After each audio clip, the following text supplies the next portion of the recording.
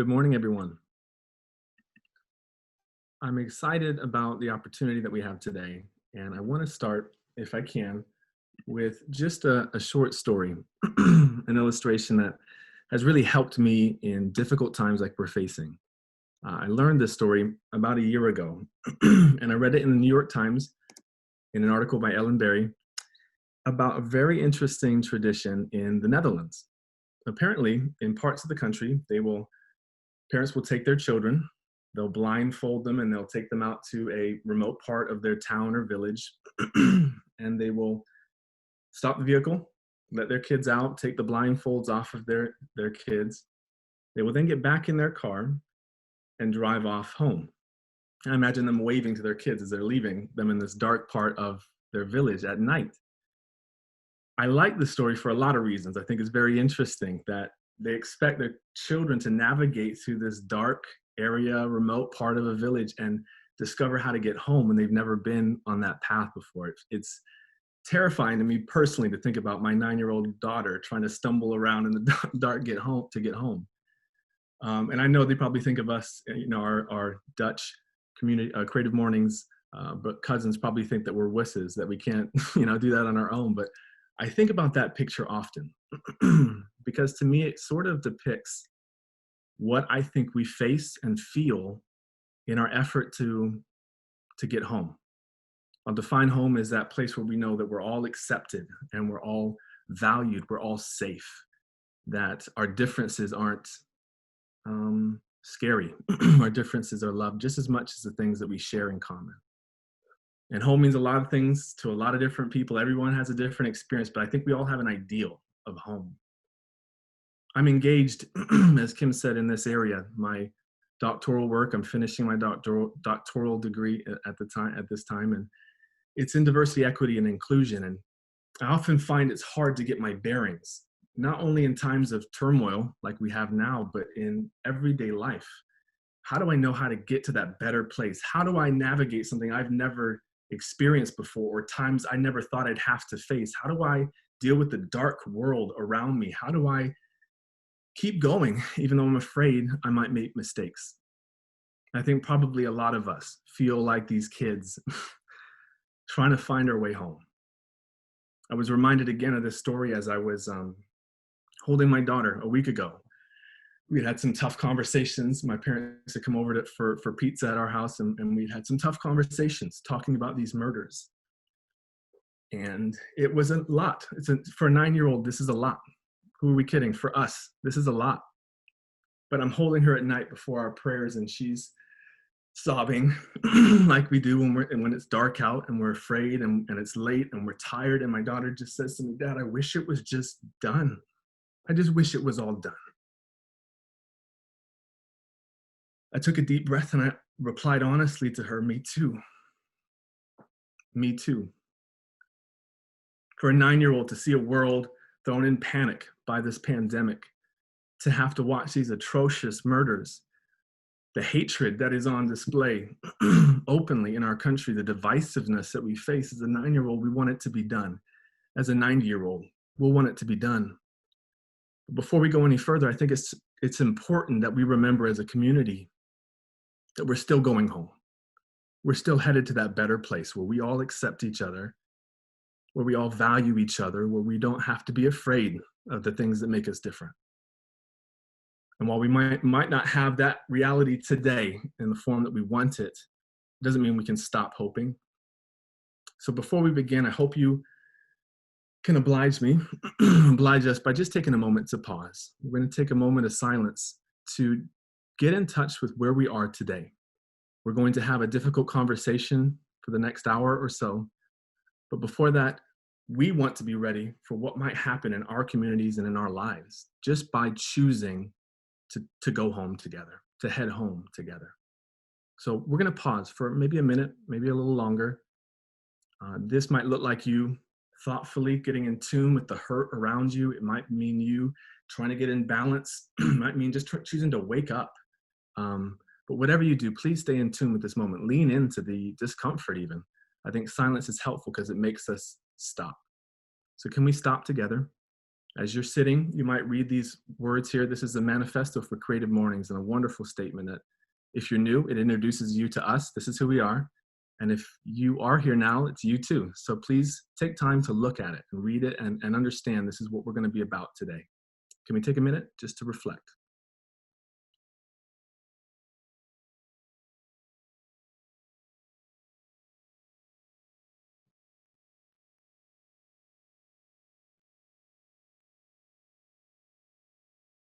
Everyone is creative.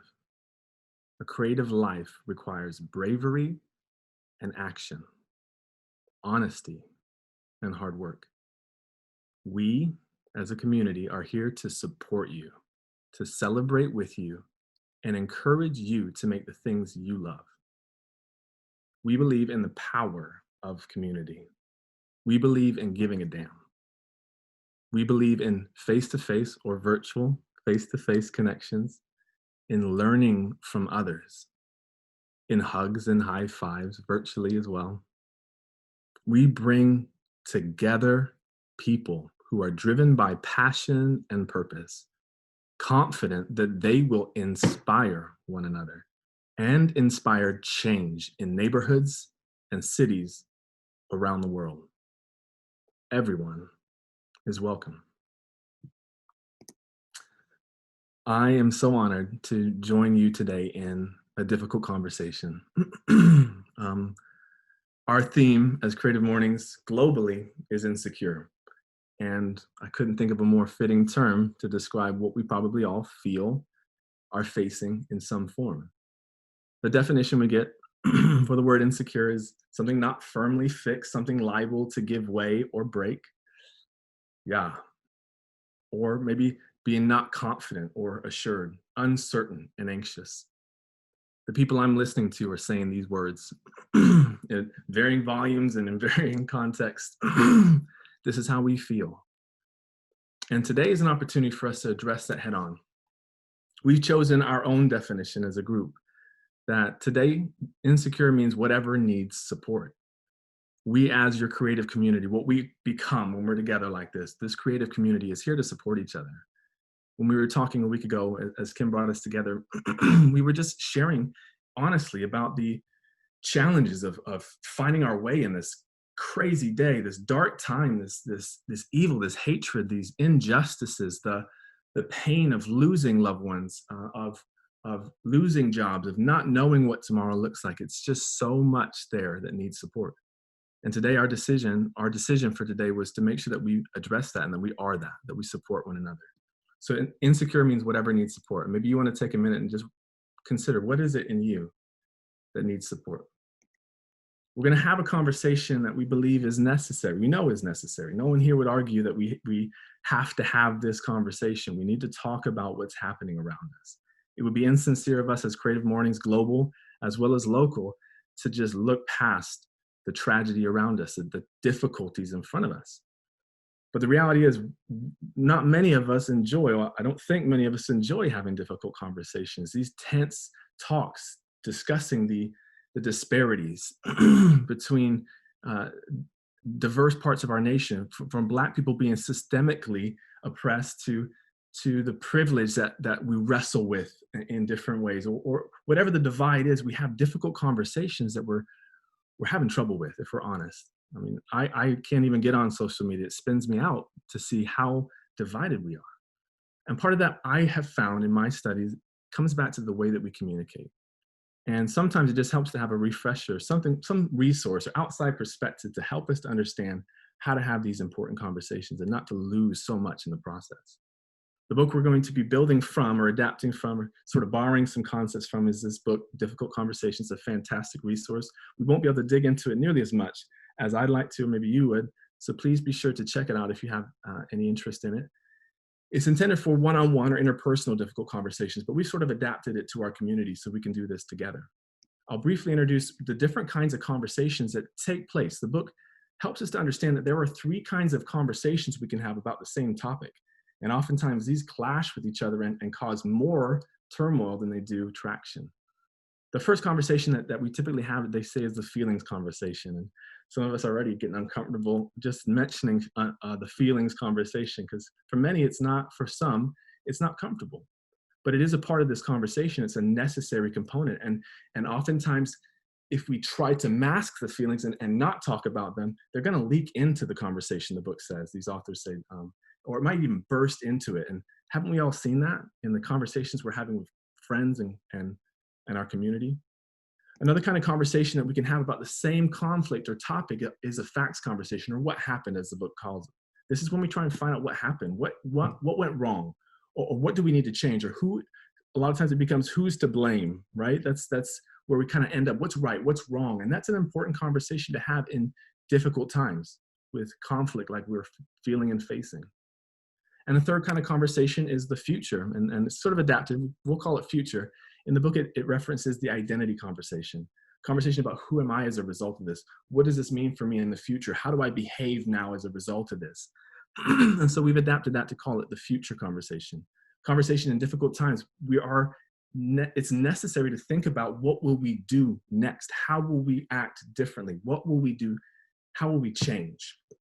And these three conversations, you're probably familiar with all three of them, and you are, because they all happen in difficult conversations, the book says. But if I'm in a place where the feelings conversation is a priority and I'm trying to talk to someone who's in a facts sort of mentality, there could be a lot of added tension and conflict and misunderstanding. Because if I'm trying to share how these injustices, how watching a Black man be assassinated on a street feels to me, but you want to talk about, well, was that really what happened? And do we know? And you want to have those conversations with me. It's important to understand this is the same topic, sure, but they're very different conversations. And if we can't sync up, or we can't at least be attentive, we're going to find this is a very difficult thing to move forward together in, and to get home together is important. So as we approach this, that's the reason why we selected this, to kind of frame our conversation today. It's going to be very simple. You won't have to listen to me for much more. I'm going to sort of facilitate this conversation. We're going to have three of those. We're going to section out the rest of our time between these three areas, these three kinds of conversations. If nothing else, and to give us an opportunity to experience all of them, to be reminded of how they fit, or how important they are as we navigate personal change and community change moving forward. So we'll talk about the feelings for a bit. We're going to talk about the facts as we can. And as time allows, we're going to talk about the future together.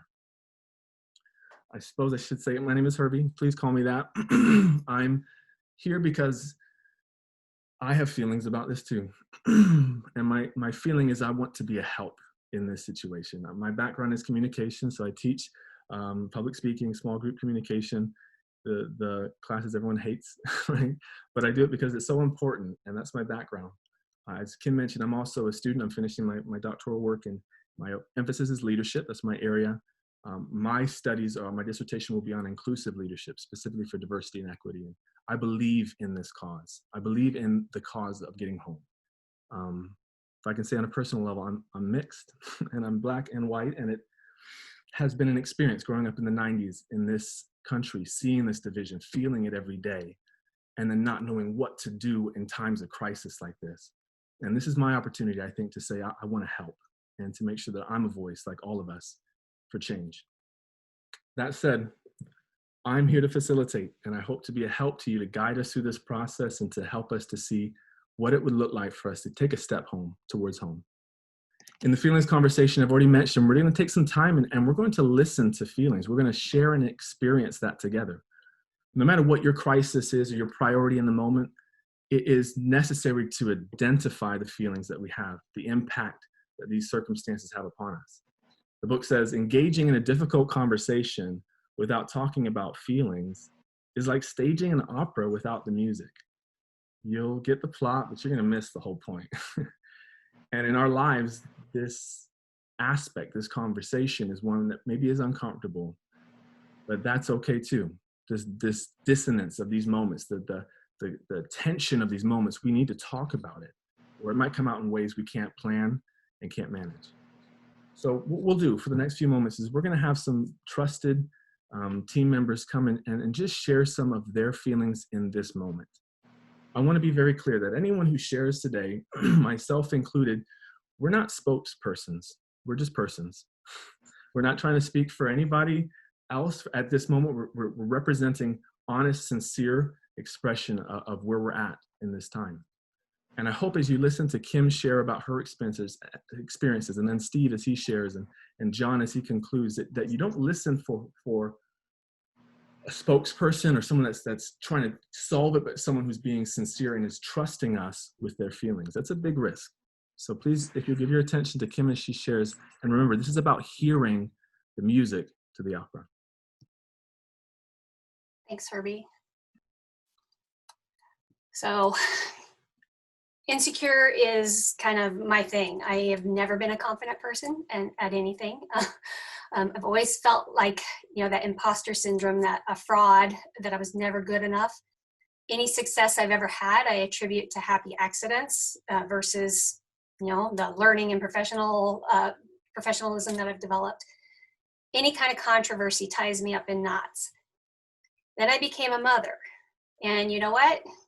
Nothing changed. So I was as insecure about raising a child as I was about anything else. But what did change for me was a stronger capacity for love.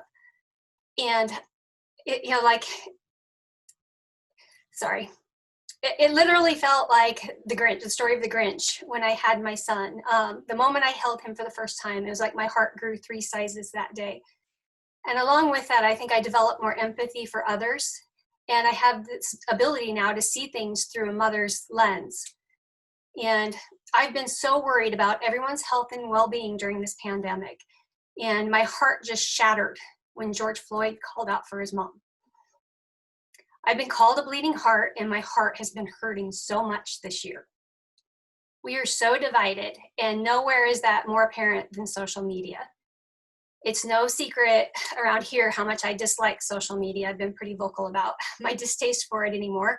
I know there's good to it, but for me, Facebook became such a vile, hate-filled space that I quit it in 2016, actually, and I only use it for work accounts.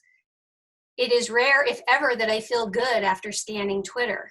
My heart cannot handle the amount of oxygen that hate has there.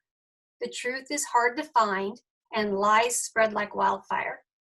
There are not civil intellectual conversations happening there. It just isn't built for that. The divide from those who think differently becomes a line that can't be crossed, and hate-filled rants have moved from the keyboard to actual mouths with the purpose of hurting someone in real life. Life is too short for all of this fighting. I had a fight with my brother once. It was so bad, I told him he was no longer welcome at my wedding. And we stopped speaking to each other. My mom put her foot down, and she said, "You two fix this or you're going to regret it for the rest of your lives." So we talked, and it was hard. But what we discovered that day was whatever differences we had, like some of it just stemmed from our concern for each other, but none of it mattered toward a greater goal and the love we had for each other. A few years after that, he died of a stroke.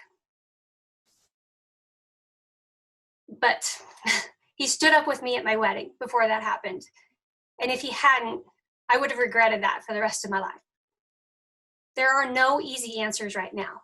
No easy answers to the pandemic, no easy answers to the massive amount of lost jobs, or to ending centuries of racist systems. But as Creative Mornings Omaha's mom, if you will, I challenge that there are easy answers to showing kindness, compassion, and empathy. Creatives seem uniquely built for that.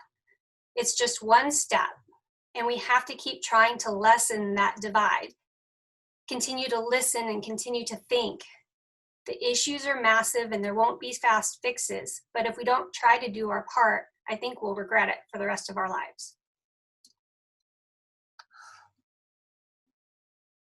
Thank you.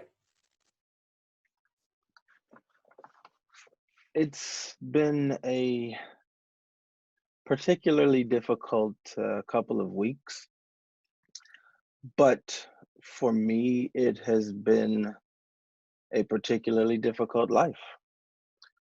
I think the thing that's hard is not so much what is happening, because for those who care to listen, those who I have engaged with openly, I will tell them that my life has not changed in the last couple of weeks, which is difficult to admit because this awakening is not mine. What I'm finding difficult is the mass understanding that everyone is coming to. Not everyone, should I say, many people, a lot of people that I know, a lot of intelligent, caring people um, are just now understanding. The thing that happened to George Floyd, the thing that happened to Ahmaud Arbery, the thing that happened to so many others, those things happened to me right here in Omaha. I can count maybe 15 times where I didn't think I would make it home. And the weirdest, strangest feeling is to somehow be making peace with that as these things are happening to you. So I'm sitting on a curb and my sisters are waiting for their pizza, and I'm sitting on a curb in the dark 3, 4 miles away from home because I was racially profiled. I'm in the Sydney, a bar here in Omaha in Benson, popular bar, surrounded by friends, and I happen to fit a description, quote unquote, the way that many of these interactions start. That's what's difficult, is being asked, does it happen? And then you say yes, and then there's shock. There's still shock today on that. And so my question to have everyone be very thoughtful is, would you willingly trade places with me?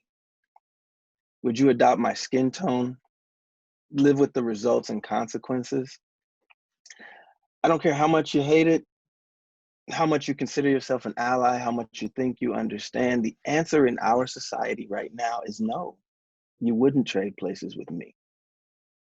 That means 100% of you, hate it or love it, are absolutely conscious of the fact that there is a difference. There is a disparity. No matter how gifted, talented, or smart it would make you to trade places with me, no matter the education, no matter any of those or any of those factors, it would not be worth it to trade places with me. I don't want you to feel bad about that.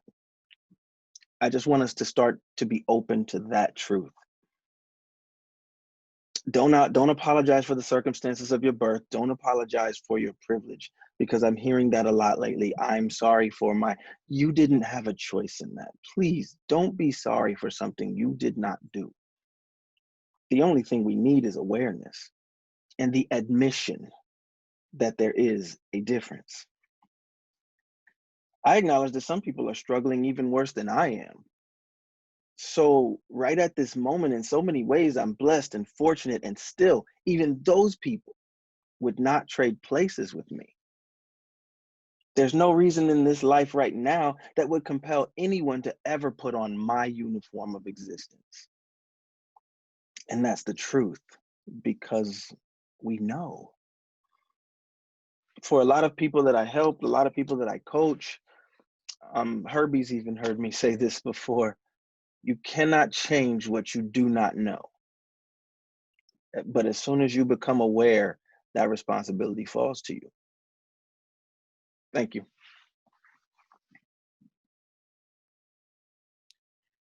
All right. My name is John Slife. I'm a volunteer of Creative Mornings. I've been since the beginning of Omaha, at least. But as a gay man, I know what I want in an ally. I hold myself to those same heights in my allyship, treating others not just how I want to be treated, but how they want to be treated. But I feel helpless. I'm disappointed in the world and myself right now, that I'm not doing enough and I'm losing this uphill battle. I look through social media and I see people trying to justify racism, and I keep getting more and more frustrated. So I wrote down a post and I sent it to some friends to proof. That's the one thing I did right. It started with a preface. I am not and will not equate my life experience with that of a Black person. And then I proceeded to do exactly that. In my mind, that is what would bridge the gap in helping my audience finally understand. That was my next mistake. I placed my audience's comfort level over those that I'm trying to support. And what's ironic is that I wrote that preface for a reason. I know why it's vital not to equate these things, as it works only to invalidate someone else's experience. My friends quickly and patiently worked through what was pretty problematic, and I took their suggestion not to post. I'm so lucky to have this safe space to be vulnerable and make mistakes. And believe me, this is not the last opportunity for me to learn from those mistakes. I feel encouraged to keep trying whether I fumble again or not. Keeping silent just to save face does absolutely nothing. In growing as an ally, I'm learning that my role is not to empathize, but to stand up against injustice always, to check my biases, use my privilege to help the cause, and most of all, just listen and take directive. I'm posting a couple links in the chat. It might take a little while, but that have helped me through my journey, and I know will help you. Thank you. Thank you, John. Thank you, Steve. Thank you, Kim. I think I speak for the rest of us, the other 100 and so, that say thank you for trusting us to share things that are vulnerable. It's a risk, and at a time like this, a heightened time like this, a big risk, and we feel trusted.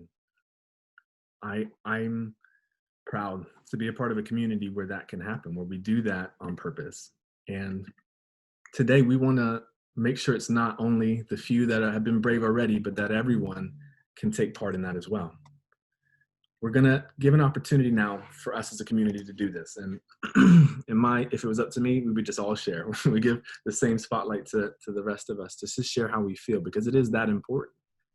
But we wanted to make sure that we have a chance to navigate a broad sweep of these conversations as well. So if you do this, or consider doing this at the very least, would you take time to consider how you feel in this moment? One of my mentors asked me the other day when we were meeting, she said, how are you traveling through this time? And I think that's maybe a better way to ask that question. How are you traveling through this time? What is your state right now? And if you would take maybe 20 words, it's about the average sentence, and just type that into the chat, it will be powerful to see that scroll, and to hear and to be trusted, and to be able to share and know that that also is prized, it's valuable. So we're just going to take some time, and we'll let the silence roll, but we want to see the comments that you're sharing. If you feel comfortable, never any pressure, but please feel free to share what you feel in this time as well.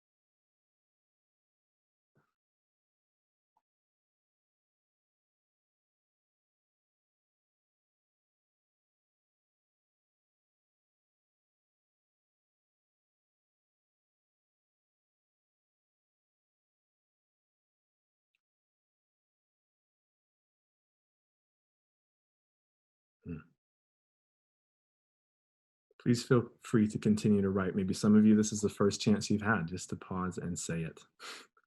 And I don't know. It's important you know that all of these will be read, and we're going to try and understand as we can. This feelings conversation is uncomfortable, and that's heightened by the division, the uncertainty, the fear, the sickness, all of it. But these conversations have to be honest, and they've got to be shared this way, because when we talk about our feelings, we highlight what is important about this. Jason, I saw you write that you're just tired of talking. You want change. Yes, yes. And that feeling may dissipate. We've got to leverage this moment too. We've got to say this matters, and we've got to make decisions that will last. And that's where we're at. In the book, the authors write, understanding feelings, talking about feelings, managing feelings, these are among the greatest challenges of being human. There is nothing that will make dealing with feelings easy and risk-free.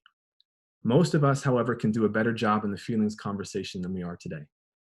It may not seem like it, but talking about feelings is a skill that can be learned. And I hope you know, like Kim says all the time, you're welcome here. You're a part of this. If you need help, reach out. This is a community that will be there. I can vouch. Those are going to continue to scroll, and I encourage, please do continue to watch and appreciate the state we're in individually and as a group. We're going to move into a second section here, and I'm encouraged because as we move through feelings and discuss that and share that, that may not always be the first way we go about difficult conversations, may not start that way, but that we can do that helps me to know that we can move into this next section and be sincere and really try to talk about the things that are difficult. In the book, Difficult Conversations, again, it unpacks this so wonderfully. It helps us to see how we get into some really dangerous pitfalls when we start to talk about what has happened. What is the state of our community? As Creative Mornings Omaha, and for all those joining in around the world, again, you're Omaha now too. As Creative Mornings, we have that bridge, and we are so glad that you're here. So thank you for listening, and thank you for showing support by joining this conversation. We're talking about our city. We're talking about our community and what we bring to it, what we can offer as the creative expression of a city in need of hope. And in the book, it says that when we start to talk about what happened, this is not going to be a surprise to anyone. These are the things that we see happening with loved ones, with friends, with the tension and division around us in our workplaces, in our neighborhoods, the fire that is very real and burning. Like, this is what we're feeling. We're seeing these things. And oftentimes it comes down to, we go into these conversations about facts with some of these pitfalls. One of them being the truth assumption, how we go in thinking that somebody has to be right and somebody has to be wrong. Well, that's not always the case. It's often not the case. That there are situations that we need to understand a multitude of perspectives, and adopting that mentality is important. Another danger is the intention invention, where we assume the intentions of others, that when they said that, they meant, or when they did that, they were trying to. And that can get so poisonous so quickly. The final one is the blame frame. Looking for someone that we can blame. Who can we blame for this discomfort we're feeling? Who can we blame for the crisis that we're going through? Who can we blame for this pandemic? Who can we blame? And in the conversation of what happened, that can take all of the focus, and we can never really understand what's important. That's what facts are about, is understanding what is important. So today we're going to walk you through a different exercise, and we're going to engage together. We have 10 tough poll questions that we're going to ask. And what we'd like you to do is, as they come up in a moment here, each question we're asking you just to answer them honestly. And there's no connection to you and what you reply to, so don't worry about this being tied to you. The important thing is being honest about where we're at. If we could, we'd have a forum, obviously, and we'd have an honest conversation about maybe the statistics or the impact, and all of those are important. But for our community today, we want to practice being honest together about where we're at. The questions are going to be phrased, some of them personally, some of them community related. If you're having trouble knowing how you ought to respond, I would just say as a person is the best way if you're confused. But ultimately, we're talking about our community, Creative Mornings. How are we doing in relation to these questions? So I think Rachel's going to throw up some of these questions, and as they come up, would you just be honest and reply? And we may talk about them, or we may just look at the result and finally know something about ourselves. These first questions, I will say, as we're answering, the first question is, have you ever avoided sitting next to someone in public based on how you perceive their race, religion, or ability? This comes from a resource that I'm going to reference in a second, and thank you for answering and having those come in as we speak. But there is, the first two questions that we'll go through is from a resource one of our team members suggested called Love Has No Labels. And among other things on the site, it provides just an opportunity for discussion points. And maybe you are in need of that for your workplace. Maybe your family could use something like that. This is just another resource to add to that list. So we're closing the poll after about 20 or so seconds so we can get through a number of them. But for these results, have you ever avoided sitting next to someone in public based on how you perceive their race, religion, or ability?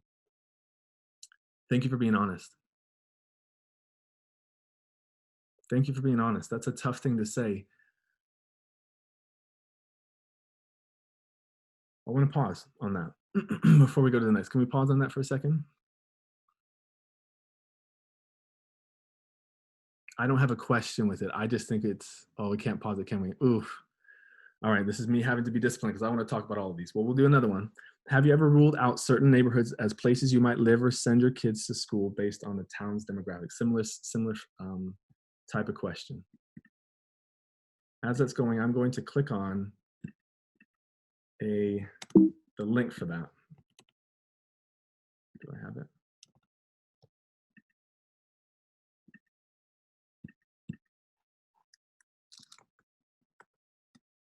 This is that resource.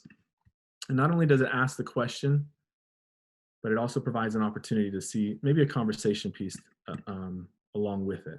You can't see it very well. But there are wonderful resources out there, I guess is what I wanted to highlight there. For our results, yes, many of us.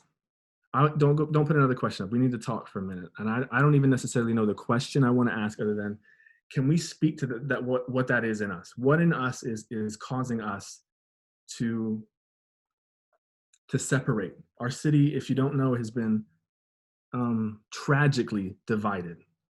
Seems from the start that with redlining, with many other issues that we're facing, we're separated. Would someone feel comfortable either chatting or speaking to that? What in us is causing us to be okay with separating from people that are different? Misinformation, a perception that comes from misinformation. I think there's a series of dominoes that begins to fall once you have the wrong information. In the chat, I see a lot of people saying fear, and I do agree with that, but even fear comes after misinformation. It's like being afraid of the dark. Nothing in that room has changed when the lights are out, but the perception that there is something in the dark that will harm me changes the way that I react to the exact same room with no lights. It doesn't take a lot for even very intelligent people to disconnect from truth and reality because of perception and misinformation. Our city, as you said, Herbie, has been ripped apart by many things, laws that have even been put into place thinking they would seemingly help. Desegregation, speaking directly to this question, this poll question that we had. I was one that was bused about 100 blocks away from my neighborhood where there were perfectly fine schools. That with no preparation, others being bused into my neighborhood to go to those schools with no preparation, no information. It then bred a miscommunication, misinformation, and fear. Thank you, Coach. I call Steve Coach because you feel it already. You already know he's a coach. Thank you, Steve. Anyone else want to speak to that before we move into some other questions? Tough question. Herbie, I think it goes along with that, but I was raised in the South and by a really racist father. But it took me, I think me and my siblings were lucky to make friends at a young age that didn't look like us and really cared about them. But if we hadn't had those friendships, I think we would have just taken everything that he said to us as fact.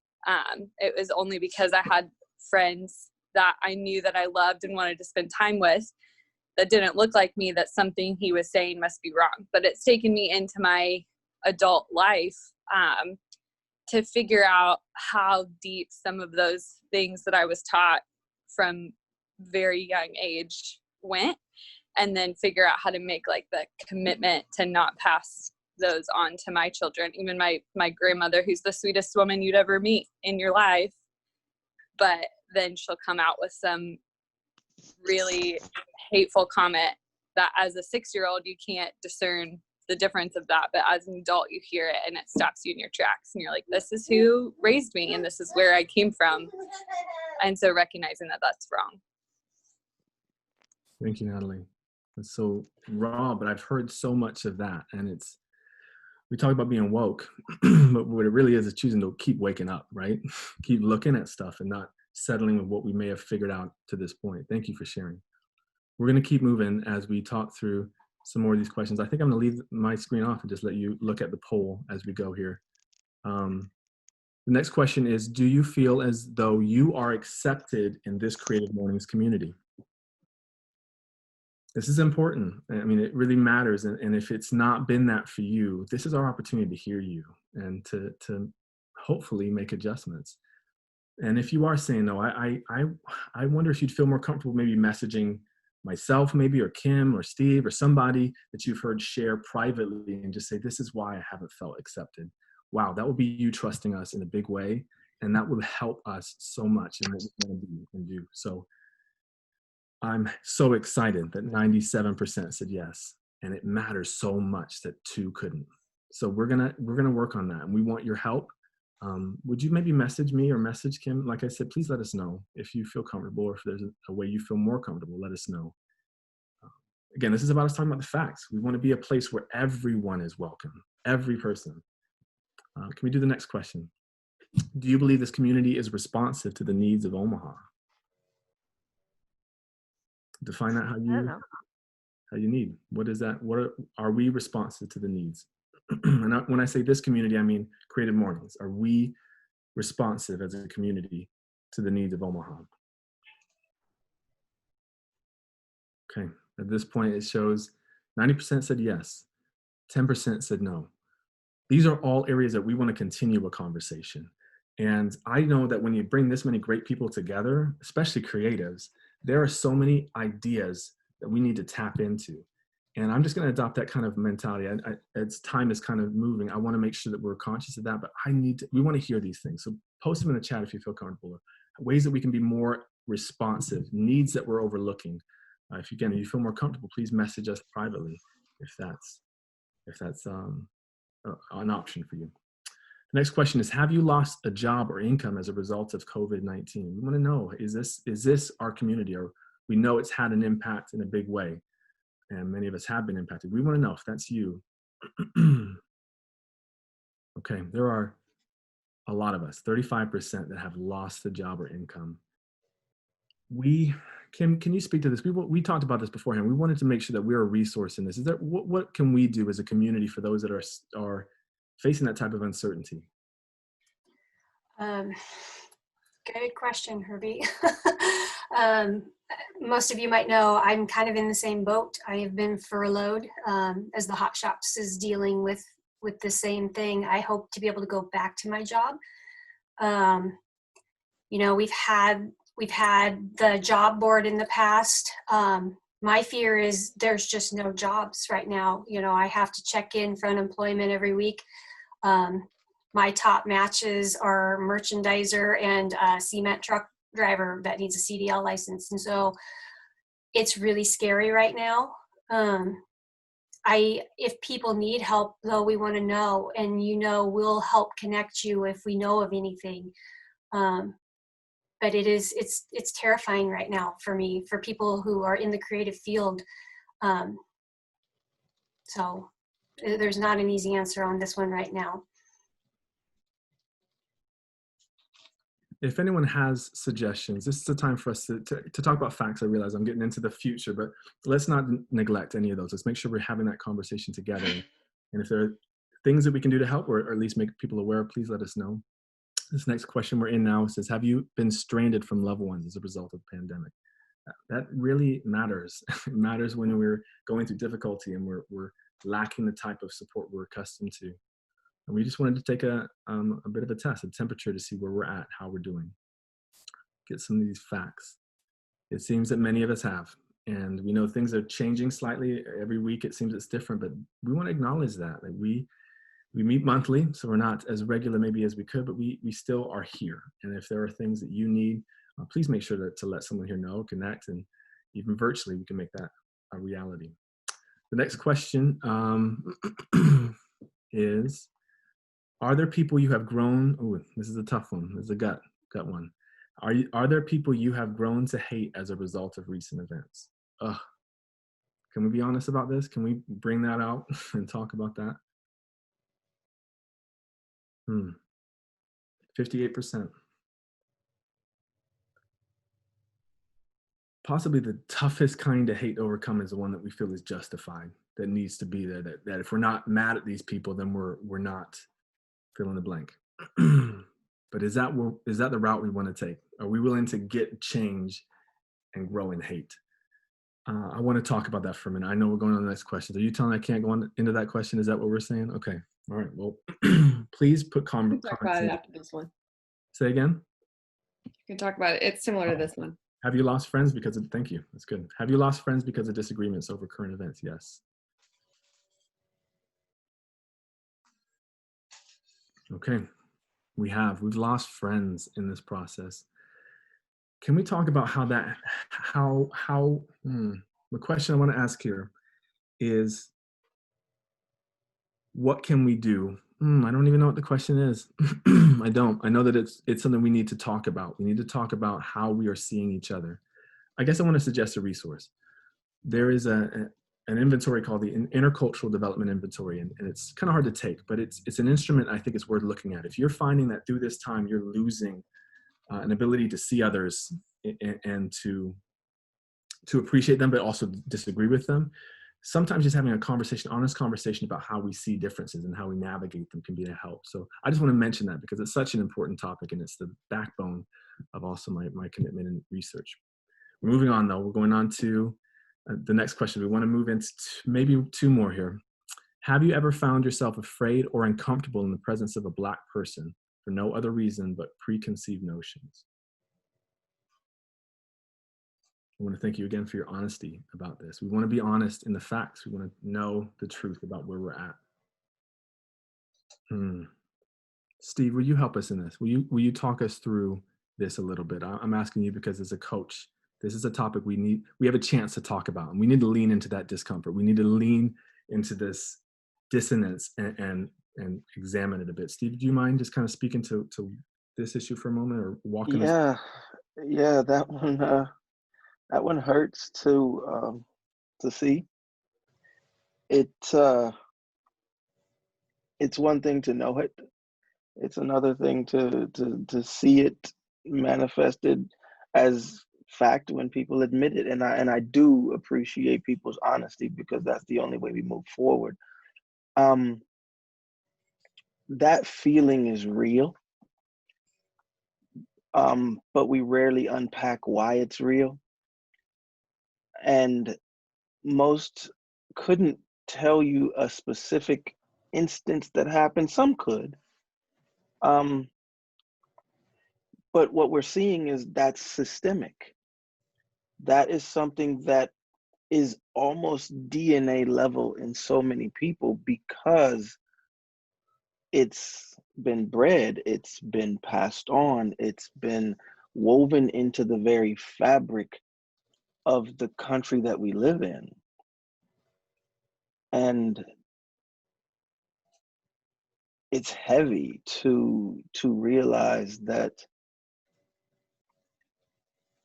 some of the things that you feel, some of the reactions that you have to things aren't even dissonance, they're hard baked.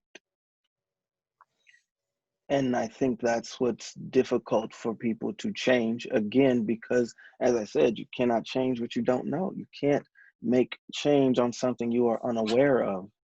And the honesty in people answering that is amazing. As much as it hurts, it's amazing, because that's a point of awareness.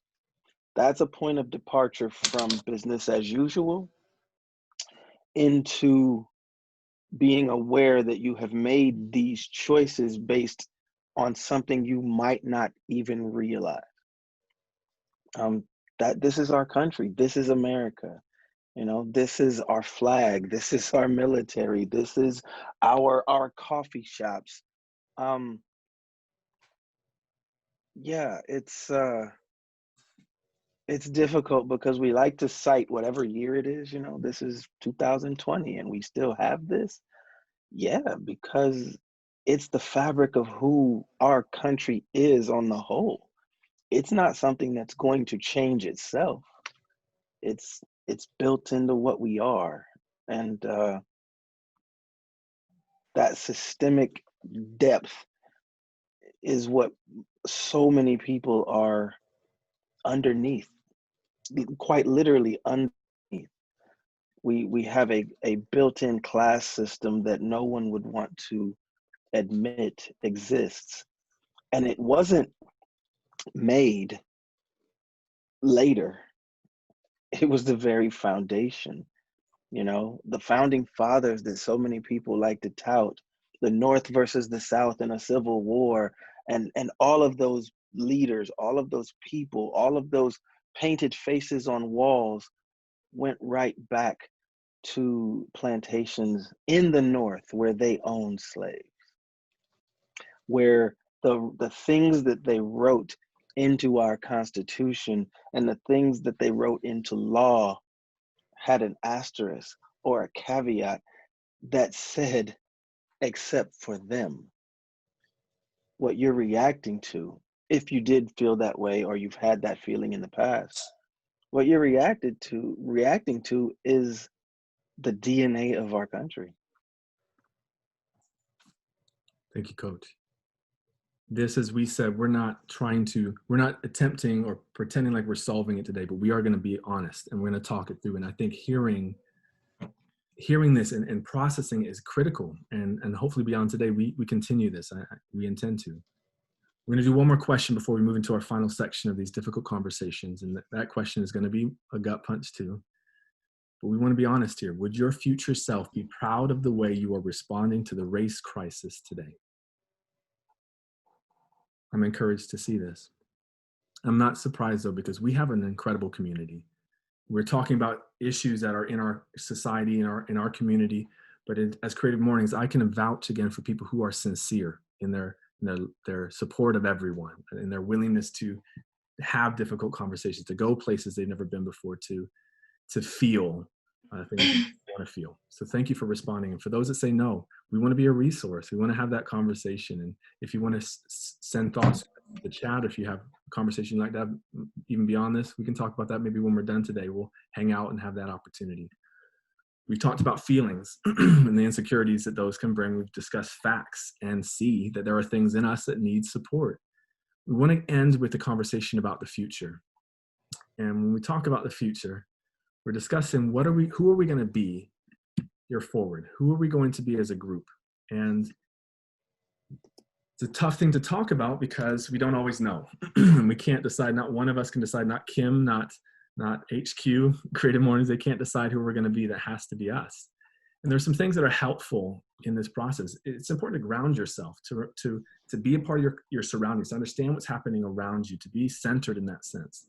It's important to look for inspiration. And we talked about this as a group, and we want to encourage you to look back to the voices that have been speaking to these issues for hundreds of years now. There are so many people we can turn to.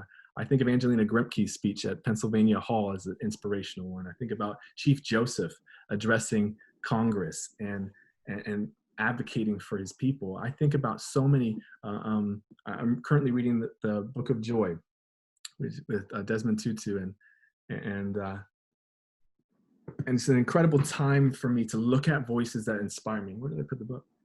I need to find it. It's a great book that inspires me to change moving forward. People have already been speaking to this. What we want to discuss as a group, who are we going to be moving forward? Who are we now? And for the remaining time, we're just going to have an opportunity for us to share those things, to share one of three things. What have you learned in this year? We'll call it this year because so much has happened over the last 6 months. What have you learned? How have you changed over this time? Maybe you want to speak to that. Like, I once was ignorant in this way, and now I see I'm aware and active. Or maybe you want to speak to that specific last line of, I will support others by. What a wonderful thing for us to hear from each other. How this will work, because we want to hear from you. We want to hear as many of you as are willing to share. So we're asking that you're brief and concise, clear in what you say. All of us could probably fill the rest of the time talking about these things, but we want to hear from a lot of you. So if you can just consider maybe the sentence or a few sentences that encapsulate one or a few of these different statements and share that with us. And so we can hear from many of us, as many as we can. We're going to have 5 of our team share. They've been willing to step up and provide some of those statements. After they do that, we just ask that you virtually raise your hand if you want to be one of those to speak, and you'll be unmuted by John. He'll unmute you, and that will be your cue to share as well. If you don't notice that you're being unmuted, he may just invite you to share next. But we want to hear from as many of you about these areas, because we want to talk about who we are, so what we've learned, how we've changed, and we want to talk about what we're going to do to support each other or others moving forward. And I'd like to start, if you're okay with that, with my statement. I've thought about what I've learned. I've learned that as a mixed kid, I can now be a resource, that my blackness and whiteness can work together to be a bridge builder in this divisive time. And I want to support others by helping us just get a little bit closer to home. Thank you. My name is Melanie. I'm a volunteer with Creative Mornings. When we started planning, or when we were planning the event, we were talking a lot about how people feel paralyzed and they don't know what to do right now. Steve had shared something really powerful with the group that I've been thinking about the last couple of days. He said, your logical brain knows what to do, but your social brain won't let you do it. Your logical brain knows what to do, but your social brain won't let you do it. That kind of stopped me in my tracks, and I thought about all the times that I would hear things in the background of my life, and how many times I didn't say something or call something out because I was scared of saying the wrong thing or how it would reflect on me. And I'm just learning to be as present as I can and to really listen to what's going on, and trying to engage my logical brain and my heart as much as I can rather than my social brain. Thank you. My name is Rachel. I'm also a Creativemornings volunteer. And for me, I've had a reinforced learning that you never know what people, even if you think you know them, are going through. That's all the more reason to continually practice kindness.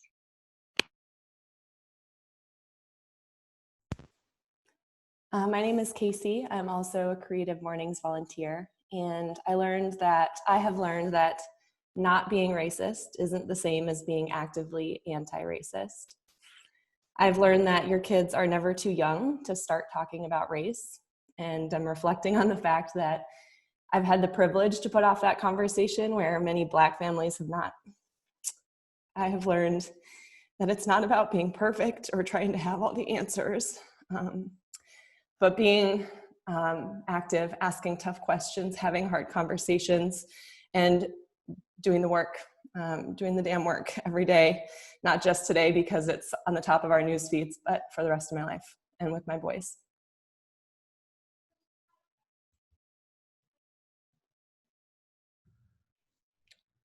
Hi, everyone. My name is Miguel. I'm with the Creative Mornings team as well. I'd like to say this more specifically to all the people of color that are with us today, but this is for everybody. But I've learned that it's okay to feel upset and to feel like you can't trust anyone. To have all of these really tough emotions is okay. And that's really hard to say out loud. And that's something that's very hard to say to yourself sometimes. how I've changed is that I've realized that I don't need to be as careful as I am all the time. I think it's a defense mechanism we learn to try to be cautious and to choose our words carefully, and to avoid offending people, which seems inevitable. Even if we show facts on paper, say, hey, we have like a really disproportionate problem here and it's on paper, that seems to offend people, even just the facts. I'm going forward, I'm not going to be cautious about that anymore. Nobody gets a free pass anymore. Moving forward, one thing that I'm going to do is be more gentle, although I've never been afraid of confrontation. So these difficult conversations actually give me a sense of relief because I've been waiting for them my whole life. And so I want to be more gentle with people and sort of use this practice that we've been doing here today as a guide for me to engage in those difficult conversations in a more productive way. Throughout all this, I really gained a lot of perspective on other people's position in this world. And it really makes you think about the tribulations in your own life. And, you may think you have it hard, but there is always someone out there who has it harder. Sometimes that's very hard to understand. And events like this really just spotlights that kind of disparity in our world. And it really makes me want to help out people where I can and become a resource for other people to, wherever I can help. So this whole thing's really shown, people's true selves, social media. I'm sure a lot of you also had to unfriend a lot of people based on things they've said in the past and their actions. It might not be the easiest thing to do.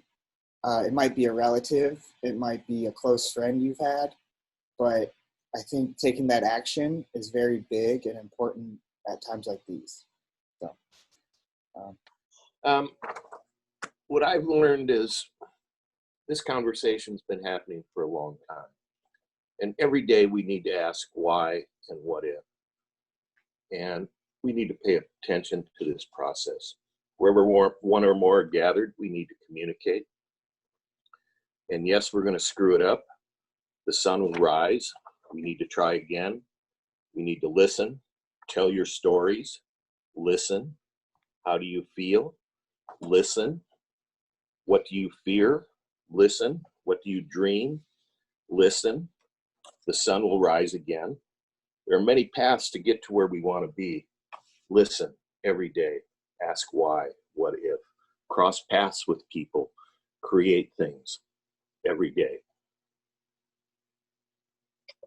Thank you. I've learned it's okay to be uncomfortable in my conversations, and I'll continue to step out of my comfort zone daily, ask the hard questions, and ask for patience as I learn.